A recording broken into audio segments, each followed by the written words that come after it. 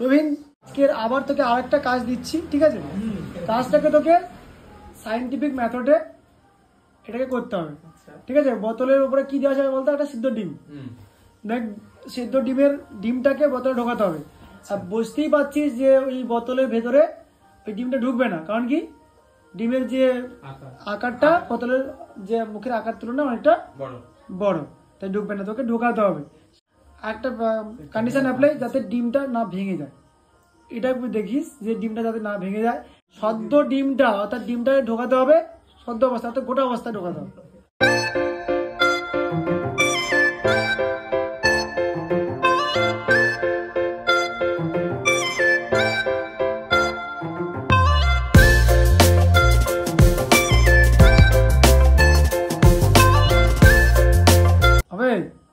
হবে না?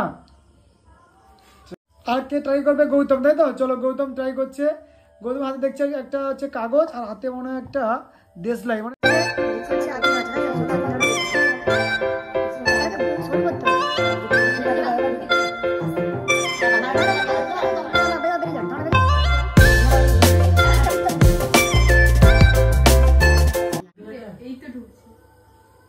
দেখো ভালো করেই দেখতে পাচ্ছ যে ডিমটা পরপর পরপর করে ঢুকে যাচ্ছে, ঠিক আছে? গৌতম, ডিমটা ঢুকুক, আমরা দেখতে পাচ্ছি ঢুকে যাবে। বল এর কারণটা কি? অর্থাৎ আগুন জ্বালালে কি হচ্ছে, ভেতরের বায়ুটা আমরা কি করছি? আচ্ছা দেখো, আমরা দেখতে পাচ্ছি এই ডিমটা ঢুকে যাবে, তাই তো? কেন ঢুকছে না বা অল্প ঢুকে আটকে গেছে, কারণ কি?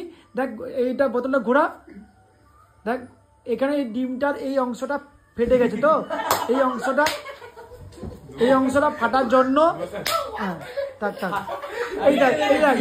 অটোমেটিক দেখ পুরোটাই ডিমটা ঢুকে গেছে, ঠিক আছে? এই ডিমটা যদি এখানে ফাটা না থাকতো তাহলে অটোমেটিক কোনো কিছু করতে হতো না, ঢুকে যেত, ঠিক আছে? এবার বল এটা কেন হচ্ছে? কোন কি করলো গৌতম? ভেতরে আগুন ধরালো, কি ভেতরের বায়ুটা কি হলো? গরম হয়ে গেল।